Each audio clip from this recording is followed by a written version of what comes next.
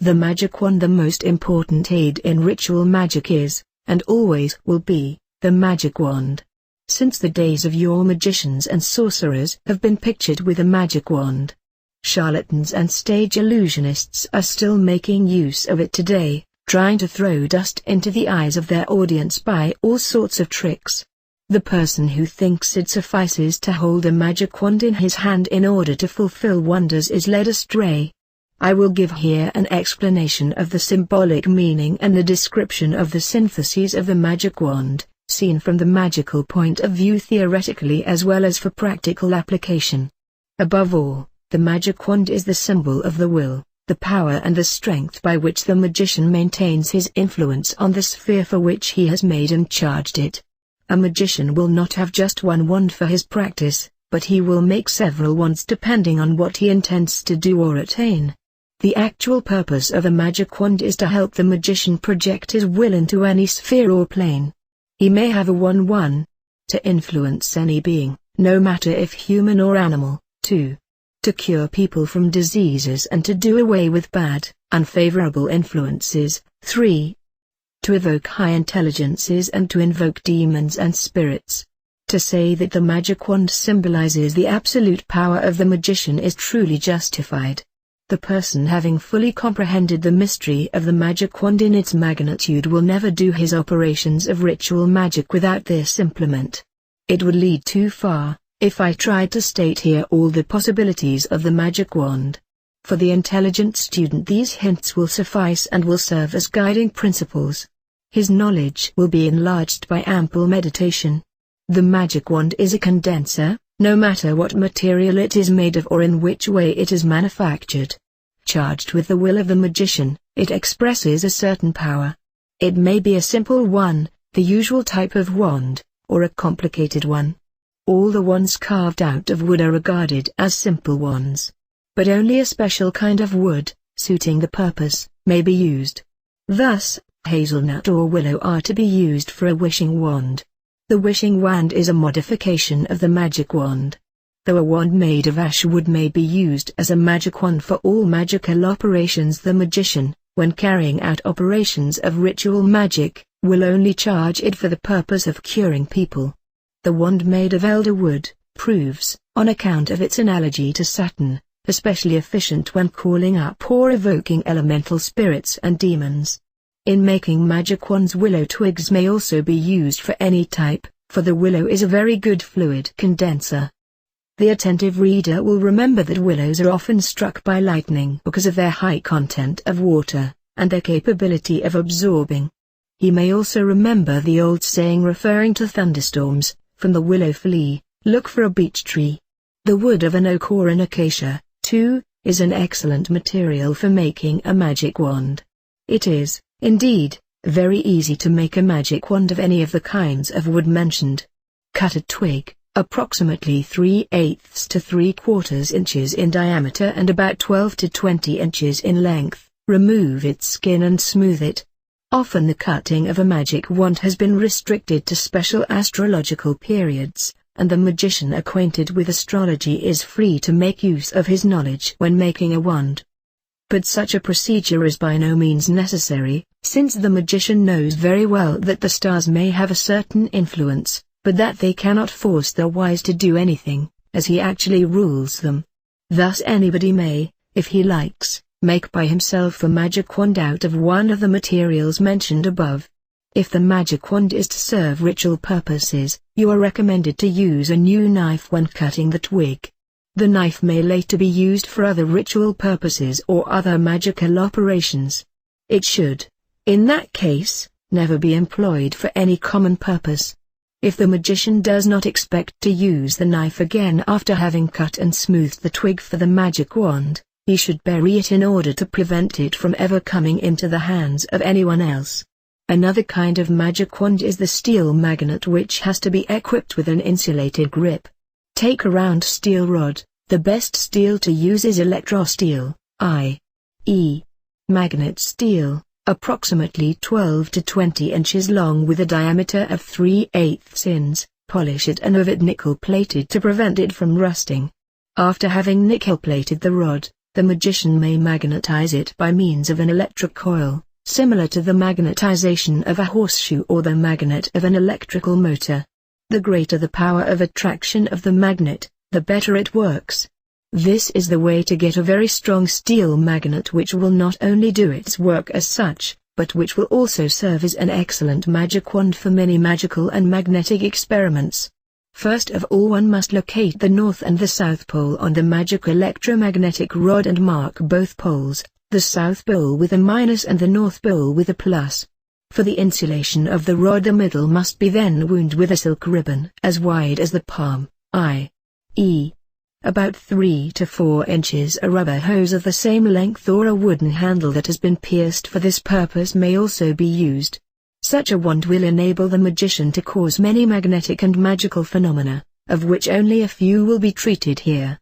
If the magician is working with the electromagnetic fluid of the universe, intending to intensify it strongly in the physical world, then he must take hold of the wand in such a manner that his right hand will touch the plus pole and his left hand the minus pole, with the ends of the rod touching the middle of his palms.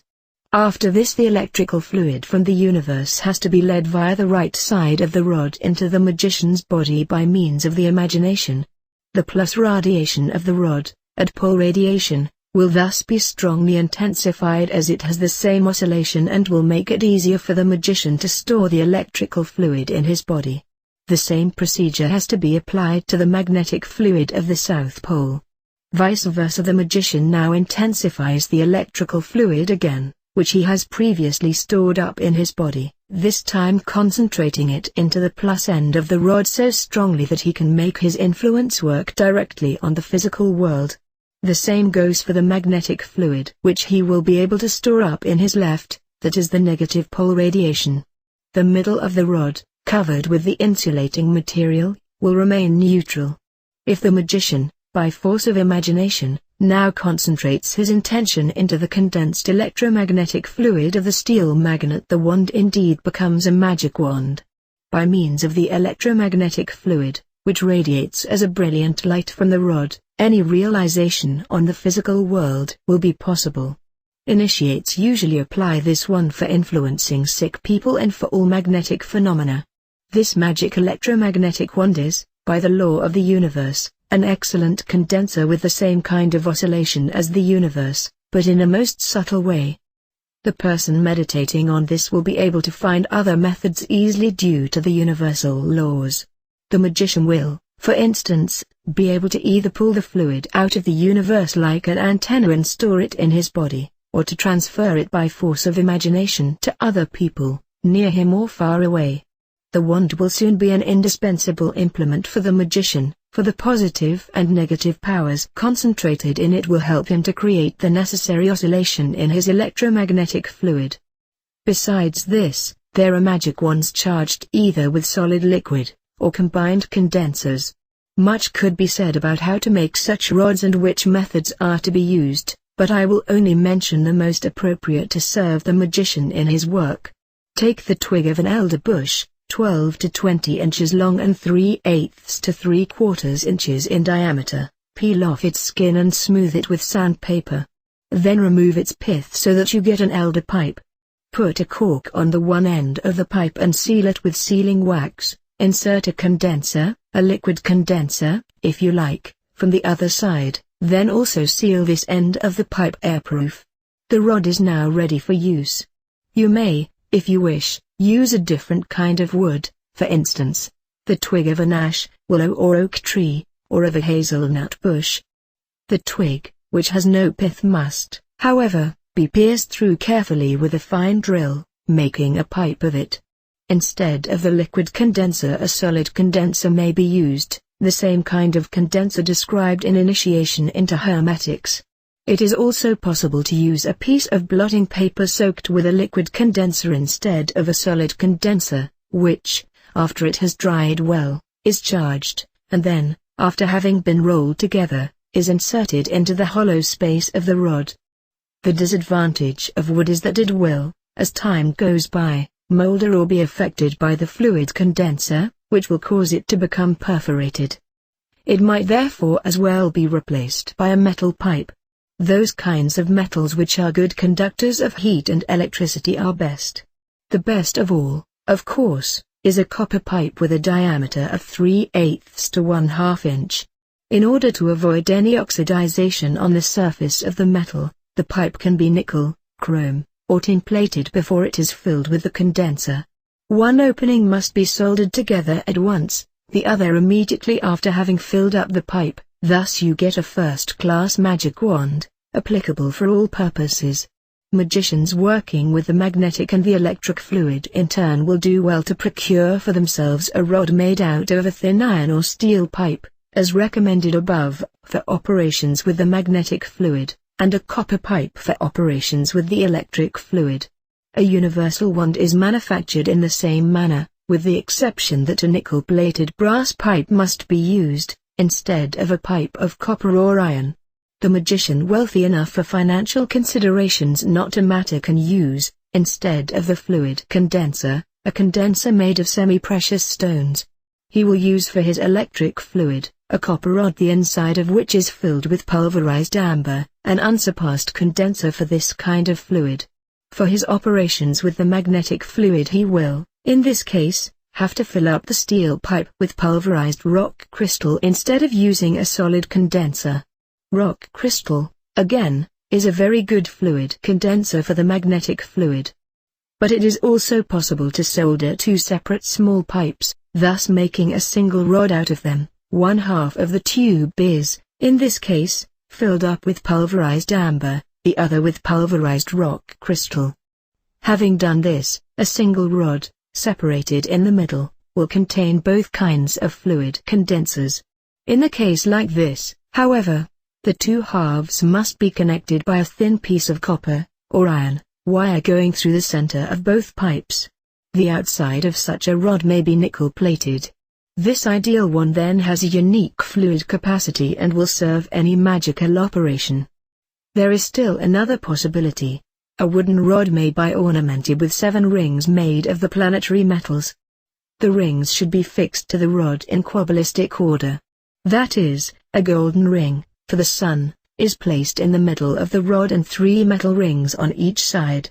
The following metals may be used for the rings in question: lead corresponding to Saturn, tin corresponding to Jupiter, iron corresponding to Mars, gold corresponding to the Sun, copper corresponding to Venus, brass corresponding to Mercury, silver corresponding to the Moon. Apart from this, the rings may have engravings portraying the intelligences of the above-mentioned planets.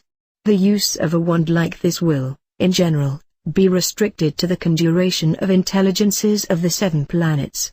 When used for other purposes, it will not prove superior to the other types of wands. This is all the magician needs to know. From the examples above he will, by himself, be able to proceed to other variations. The shape and the size of the wand plays a minor part. The most important thing about a magic wand is its charging for practical use, a description of which is given below. The charge of a magic wand is done in much the same way as the charge of a magic mirror provided with a fluid condenser for special purposes. There are many ways of charge for a wand. They all depend on what the magician intends or wants to use it for. Above all, the magician must always be aware of the fact that the magic wand is a symbol of his will, his strength and his power, and that it is representing a container like a fluid condenser of the power, quality etc. in which he is not only able to transfer, but also to store up that power, according to his wish, to an exceedingly high density.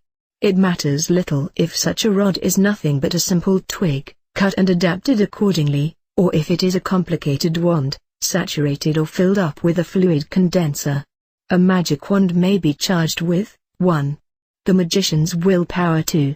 Special qualities, faculties, etc. 3. Magnetism, biomagnetism, etc. 4. The elements. 5. Akasha. 6. The help of a light fluid. Here are some examples for practical use. With regards to point 1, charge with willpower. Take into your hand the wand which you have prepared and concentrate your will on, or rather into, the wand, that is, transfer your whole consciousness into the wand so that you feel you are the wand itself. Your concentration must then be filled with the idea that all your willpower, your strength, is embodied in the wand. This kind of concentration must last for at least 5 minutes without any interruption. Already at the moment of embodying your will into the wand, you have to think that whenever you take the wand into your hand, your willpower will be put into action and that everything you want to have happening will happen. When you have transferred your whole will by utmost tension and strongest imagination into the wand, you end the charge of it by wrapping it into a piece of pure silk and putting it in the same place as your other magic implements. After some time, load the wand again in the same manner, and every time you repeat the ceremony you must increase the intensity of your imagination.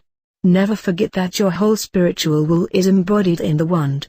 It is important that you limit the time and, if possible, also the space of the power concentrated in the wand, that is, concentrate your willpower into the wand with the idea that as long as it will exist it will represent all your will, all your power, and remain effective. A wand charged in this way will remain effective till you die, or should it be your special wish, even beyond your physical death, that is, it will remain a magic wand. It may even last for centuries, and its influence may even increase with time, providing you have charged it with the wish that its power should grow from one day to the next. The effectiveness of the wand will first work on the mental sphere, then, after some time and repeated charging, on the astral sphere, and finally even on the physical world. The time required until a wand, first effective on the mental world, becomes effective in the physical world depends on the magician's maturity, training and power of imagination, and also on what he is striving for. The magician who is well acquainted with Kabbalah will know that to bring about a realization from the mental sphere into the physical world, usually about 462 repetitions are necessary. By then the influence from the mental sphere takes shape, that is, becomes condensed in the physical world. This, however, does not mean that the magician may not be able to bring about the same kind of success earlier than this. As already pointed out, the magic wand's power of realization depends on the intention and purpose for which it has been made and charged. One could query whether the rod needs to be charged at all, since the magician's will should suffice. The magician, however, will not always be in a position to expand his mental exertion in the manner necessary for the transfer of one's will. There will be situations which will exhaust even the best magician, who then would be incapable of concentrating to his fullest power of expansion. However, a skillfully charged magic wand will also have its effect at moments when the magician is not using his willpower, but is just concentrating his thoughts on the realization of his wish, using his magic wand for this purpose. There is, of course, in this case a slight danger that a blasphemous person may get hold of the magic wand in order to realize his own desires, which, if it happened, would go on the cost of the magician and his rod voltage. Therefore a magician will always do well not to tell any person, not even his best friend, for which purpose, in which respect, and in which manner he has charged his magic wand. This way of charging a magic wand with one's willpower will generally serve to influence beings, spirits, human beings and animals which are to act according to the magician's absolute will and which are to obey the magician's magical power, no matter whether in this physical world or on the mental or astral planes. The influence of the magician is not at all restricted to living entities, it will also work on dead matter if this has been taken into consideration at the time of its being charged. Regarding point 2, charge with qualities, faculties and the like, under charging the wand with certain universal qualities is understood qualities such as omnipotence or other specific ones which the magician needs for his realizations in the mental, astral or physical planes and which are concentrated into the rod in the same manner as described above. It is possible, similar to the charge with the magician's will, when charging the wand with a certain quality, to impel the quality into the wand not only by embodying one's consciousness into it and by condensing the power, but also by pulling the quality down from the universe by means of one's imagination and concentration of willpower, thereby condensing the quality in the wand, thus charging it. Constant condensing of a certain quality will make the relevant spiritual power if concentrated in the wand a direct physical power. This means that with the wand the magician is in possession of an accumulator equivalent to a battery powerfully charged with electricity. That then one and the same power may be used for good as well as for bad purposes is true, but a magician, having proceeded as far as this in his individual training, will never think of any evil motives or try to put them into action, since he, at all times, is anxious to be regarded as a true and faithful servant by divine providence. Regarding point 3, charge of the wand with magnetism, biomagnetism or prana, the same procedure is to be followed as described in the preceding chapter. It is recommended, however, to achieve the storing of power in the wand without transferring one's consciousness into it. This can be effected by mere imagination, by means of the magician's body or directly from the universe. In this case, too, the magician must not forget to set limits to the power transformed into the wand. He must also, by force of imagination, concentrate on the purpose he wishes the wand to serve. Repeated charge of the wand will make it not only effective in the mental and astral planes, but also in the physical world. The experienced magician need not be told again that the power then dwelling in the wand will radiate to the furthest distances. If he introduces the Akasha principle between himself and his object, he will be able to bridge time and space, and the power in question will immediately, by using the wand, work on the person concerned with the same kind of influence, intensity and success as it would be if the person was standing right in front of him. Charged with life force or magnetism, with the right idea of setting limits or conditions, that is, in this case, with the idea that the life force or magnetism in the wand will be automatically intensified from one day to the other, the wand will easily enable the magician to call into existence any phenomena that can be affected by life force. With a rod charged in this way, even an unexperienced person could work miracles, providing he knew how to use it. Therefore it is in the magician's own interest to keep well the secret of his magic wand. He may also charge his wand in a manner that it will automatically, without any effort on part of the willpower of the magician, bring to him a piece of life force from the universe, which will then radiate from the wand. This kind of charging the wand with magnetism-biomagnetism, is preferred for curative operations. A magician working in the medical field may like to make use of this method and heal people far away from him by force of his wand charged in the above-mentioned manner. In the hands of a magician, a wand charged in this manner, which can heal people miraculously over the widest distances, is, no doubt, a blessing for the suffering man. The charge of a magic wand with an electric, magnetic, or electromagnetic fluid is always the same, with the only exception that the transfer of the magician's consciousness may be omitted. If only one wand is to be charged, the procedure is a little more complicated. For the wand to be charged with one fluid only, be it electric or magnetic, that fluid has to be drawn from the universe with the help of the imagination and must be impelled into the rod, to which end the magician has to concentrate on the wish that whenever he desires something, the fluid inside the rod will realize at once what he wishes, even though it be directed to the furthest possible sphere or the Akasha principle. If you terminate the accumulation so that the fluid accumulated in the rod will intensify itself automatically from the universe, that it will, in other words, work by itself bioelectrically and biomagnetically, the rod will grow into an enormously strong battery. The magician is recommended to accumulate in his own body, prior to every use, the relevant fluid in order to be strong enough for the work with the accumulated fluid of the wand. If he is not willing to do this, he should at least insulate himself before he starts work by putting on a pair of pure silk gloves, preferably manufactured by himself. Not before he has thus insulated himself should he take the wand into his hands. Since the magician usually works with both fluids, he should take the wand charged with the electrical fluid into his right hand, and the wand charged with the magnetic fluid into his left. It is always better to charge two rods, one with the electric, the other with the magnetic fluid, especially if simple twigs or wooden wands, which are not impregnated with a fluid condenser, are used.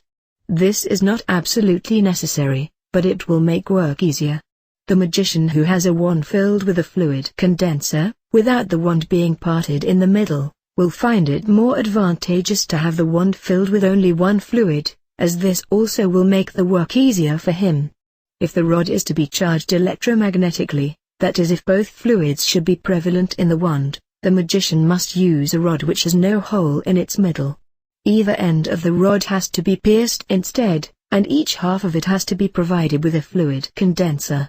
The magician must, however, put a mark on either end to remind him where the electrical and where the magnetic fluid is. To give the magician a better view, the half provided for the electrical fluid is usually painted red, the half provided for the magnetic fluid is usually painted blue. The rod must then be charged in such a manner that the largest intensity of the fluids rest at the ends of the rod and that the middle, insulated with silk, remains neutral.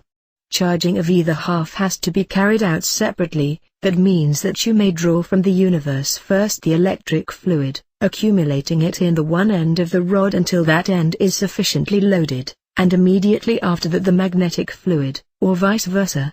The magician should never try to accumulate the electric fluid several times and then the magnetic fluid several times, for the equilibrium of the fluids inside the wand must be maintained. The magician must therefore accumulate the electrical fluid on one day and the magnetic fluid the next day. When charging the wand again, he has to go about in the other way. The magician will charge a rod with the electrical or the magnetic, or both fluids, if he wants to make his influence work by the help of these fluids on objects nearby or far away, regardless of their being subject to the akasha or existent in either the mental, astral or physical world. Special variations of operations, for instance such as vaulting or treating sick people, or bearing of certain imaginations, will not be dealt with here, for the person having carefully studied up to this point will now be able to work out for himself his individual working methods. Regarding point 4, the charge with elements, this kind of charge can be effected in two different ways. 1. The magician, by help of imagination charges his rod, no matter whether it be simple or provided with a fluid condenser, with desire that when using it, the elements will have to obey him, regardless of which sphere they may belong to. If the wand has been sufficiently charged with the magician's power over the elements, then the results wanted will be brought about by the beings of the elements. The magician will do well to expand his power to all elements, fire, air, water and earth, so that he will not be forced to restrict his operations to a single element. When evoking, the magician should call to his magic circle the heads of the elements, one after the other, and have them swear to the magic wand that they will give him their absolute obedience at all times. After that the magician may, if he likes, engrave on his wand the relevant symbols or seals of each individual head of the elements. This, however, is by no means absolutely necessary, for the wand in the hands of the magician represents the magician's absolute will and his power over each being of the elements. The shape of the seals of each head of the elements will become visible to the magician in his magic mirror or by direct transfer with the mental body in the realm of the elements. On top of that, the magician might well, on account of his personal experience and development, construct a symbol of the relevant element and have the head of any element swear to it that he will always be the obedient servant not only of the symbol which the magician has engraved in the wand, but of the whole wand. 2.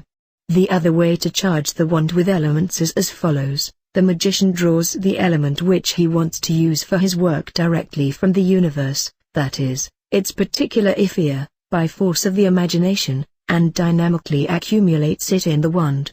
When working with this kind of loaded wand, the results wanted are not caused by the beings of the elements, but directly by the magician himself.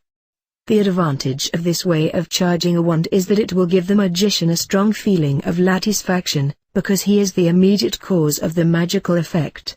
It is necessary, however, that a separate rod be manufactured for each of the elements and the wands must be stored apart from each other.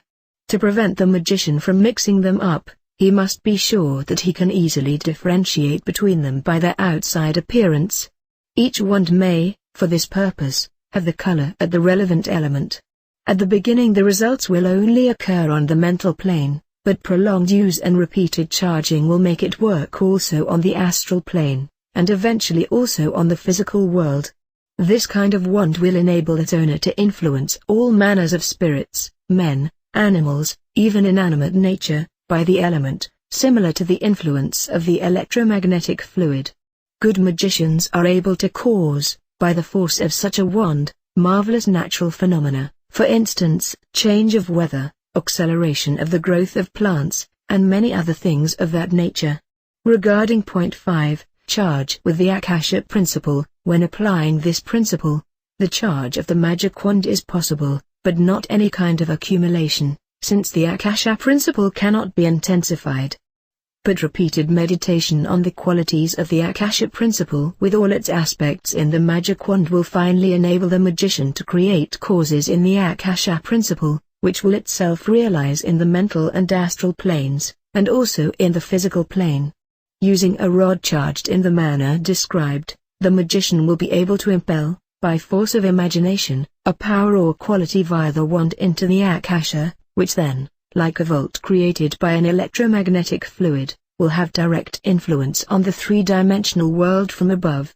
Such a wand will be regarded with awe by positive intelligences and will have a frightening effect on negative beings. A wand charged in this fashion is usually preferred by magicians working with negative beings, so-called demons, in order to make them pliant. For further details on this subject see the chapter dealing with necromancy. Regarding point 6, charge with light fluid. The universal light, from which everything has been created, is to be accumulated in the wand by help of imagination and consideration of the qualities of the light, so that it will shine like a sun, concentrated universal light. A wand charged in this way is usually employed for theurgical purposes, that is for the evocation of higher beings of the light and intelligences, for it is an excellent magnet which will make the relevant light beings pay attention to the magician's will and desire. Besides this, all other measures must be taken, like, for instance, the insulation of the rod with white silk, its secure keeping and so on. Not only will the magician be able to work, with the help of the wand, in the physical world, he will also be in position to transfer, with his mental or astral hand, or with both, the mental and astral sphere of the wand into the relevant plane and will have his influence work in these planes without having to hold the wand in his physical hand. In case of the exteriorization of his whole mental body, he can take with him not only the mental shape of his magic wand with all its qualities into the mental plane but also the mental shape of all magic implements and aids. And there he is able to operate as if he were present with his whole physical body to carry out the operations. Never should the magician forget that the wand represents his true will in its completeness, absoluteness and power, which may well be compared with a magical oath, and therefore many magicians have their magic wand symbolize not only their will power, but also the magical oath, which, from the Hermetic point of view, may never and can never be broken. Many magicians carve into their wand the symbols appropriate to their will power and the charge of the wand. Universal symbols, signs, seals of intelligences, divine names, and the like, may serve this purpose as far as they represent the true will power of the magician. The details of this particular matter are left entirely to the magician's individuality. The magician will know from these instructions how he has to go about reaching his aim, and it is up to him to provide, if he likes, his wand with a secret name standing for his willpower. It will also be clear to the practicing magician that such a name must be kept a secret and must never, under any circumstance, be spoken.